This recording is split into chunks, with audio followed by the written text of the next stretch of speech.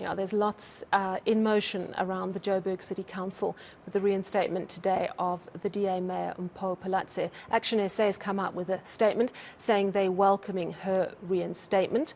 The party says now it's up to the DA to demonstrate their commitment to multi-party coalitions by providing an alternative to the ANC. We know, of course, that ActionSA has been very critical of the DA, accusing them of arrogance and being responsible for the fraying of the coalition, particularly in Johannesburg. Well, let's discuss all of this with Chairperson of ActionSA, Michael Beaumont. Thank you so much for joining us in studio. Lots of meetings happening tonight. Just give us a sense of what's going on. So the National Coalition structure will be meeting tonight, and it will be meeting primarily about Johannesburg and Ekurhuleni. I think in Johannesburg, what we certainly are hoping from an ActionSA standpoint, that conversation is focused around how this minority coalition that's been given something of a second chance is going to work to achieve a majority so that it can deliver for the remaining 4-year term of office. In Ekurhuleni, the situation is rather more dire. There's a motion of no confidence on the agenda tomorrow, and the numbers are bleak. And it's very important that the coalition gets together because, ActionSA's belief is you cannot deliver services in opposition. You cannot fix broken administrations in opposition. You actually have to be in government to do these things, and you can't be in government for 8 or 9 months. So ActionSA, despite the criticism of the DA, and it was pretty harsh at times, in fact, there was a lot of tit for tat between the two of you, you're still in. You will still put your votes behind Mpho Phalatse on Thursday. We regard ourselves to be bound by a coalition agreement, which we had regarded to be over. The court has put it back in place along with this government, and we regard that coalition agreement to be active once again. There's no question that we have some very serious concerns about the way in which the Democratic Alliance plays a leadership role in these coalitions, but that needs to be put aside right now. The question is whether these parties can work together to put together the numbers for a coalition government to sustain itself. Does it need to be put aside? And I'll tell you why, because surely working together properly is important for running a City A.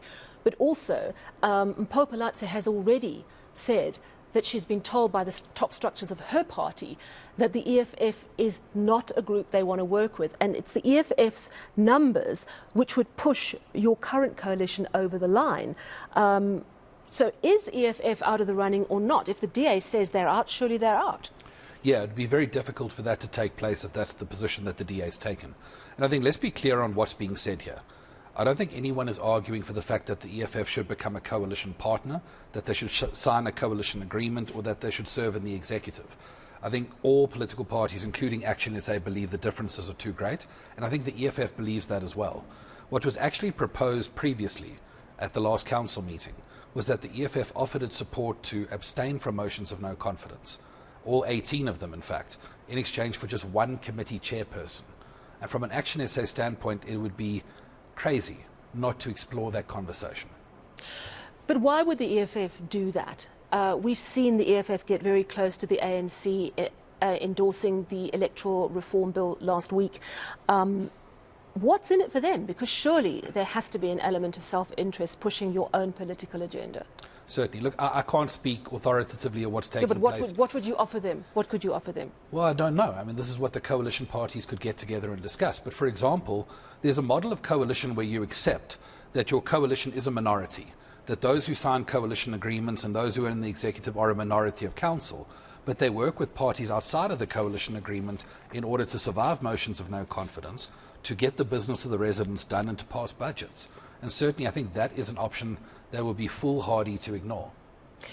Do you believe that your discussions will be successful? Do you think that there is enough to get the numbers? Because at the moment I think your numbers are on 129. If we look at the DA, ActionSA, IFP, Freedom Front Plus and ACDP, you still need 7 more to get over the line. Patriotic Alliance, I would imagine, has long gone. Well, I think we're open to all options. So they're not long gone? Well, we don't know that. I think the point is that in many ways our understanding is that the arrangements that the ANC have put in place have not proven to be stable. They have not proven to be happy. And in any way we can engage with political parties on any side of the aisle to re-establish our majority, that is what ActionSA is going to take to this meeting this evening. Talk to me about Tanya Campbell. Tomorrow is the no confidence vote. You're saying the numbers are not looking good there. if the DA is arrogant, as you accuse them of being, sort of reigning from Cape Town, that's been another accusation that's come the DA's way. Do you think losing the mayorship in Ekurhuleni might make them realise that these metros are crucially important to hang on to? You know, for what it's worth, I don't know what's going to make the DA realise these things. I'm not in the DA. I don't know what drives their decision-making processes anymore. I think it would be extraordinarily tragic for the people of Ekurhuleni who've had 9 to 10 months of starting to experience some improvements in their city for this to become a learning curve for the Democratic Alliance. I think certainly what we need to take into our coalition dynamics is that the residents can't continue to pay the price for the learning curve in the multi-party coalition process. We need to make decisions that ensure 5-year terms of office so that we can turn these cities around. Talk to me about what ActionSA has learnt through being in these coalitions. You say that with today's court decision, you consider the coalition back in place. You will therefore vote as part of that agreement. But that's not to say that there aren't very significant risks and difficulties. It is not an easy process to get a coalition right. I would imagine it's been a focus of great interest for you, because we're looking at 2024, where we may see this on national and provincial level. What for you have been the big learnings in terms of what ActionSA has got wrong and needed to rethink? Because I think it's all about introspection. Certainly. So I think from a general point of view, and not just an ActionSA point of view, one of the things that we've seen is that when we negotiate coalitions, there needs to be greater transparency in that process. The public needs to be able to look in to see how that is happening. I think further to that, we need to be putting merit further at the agenda of how we appoint people into positions. Because to say this position is an ActionSA position, and ActionSA just gets to decide who that person is, I would like to see political parties saying, I think we have the best person for this position. And there's actually a debate around merit, which actually drives up the standard of everyone's candidates as you go forward to future elections. But also I think we need to pull together coalitions that are managed more locally. If you look at what's gone on in Johannesburg in the last few days, if this had been left to Mpho Phalatse, the caucus leader of ActionSA, and their counterparts in the coalition, I'm pretty sure this coalition would be healthy and strong right now. Sure, but that ignores the national vision of any big national party. I mean, ActionSA is mostly just a Gauteng party at this point. But sooner or later, I would imagine you're going to start looking nationally. How do you square up the two?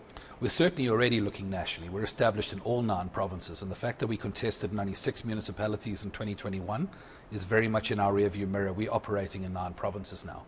But the best thing we can do nationally is to be part of coalitions locally that are doing their work, that are stable, that are fighting corruption, that are delivering services, and that are generally showing the public that these things can work. Because nationally and provincially, we need to be able to hold up these local government arrangements as a model to say this can work at a provincial and national level as well. I think that's the approach that has to be taken. So lots of talks going on as we speak. Thank you so much for bringing us up to speed. That was ActionSA chairperson Michael Beaumont telling us that ASA considers itself now back in that coalition following today's court order. That coalition stands, the agreements in that coalition stand, and they will be putting their votes with Mpho Phalatse come Thursday. Plenty more still to come here on ENCA. Do stay with us.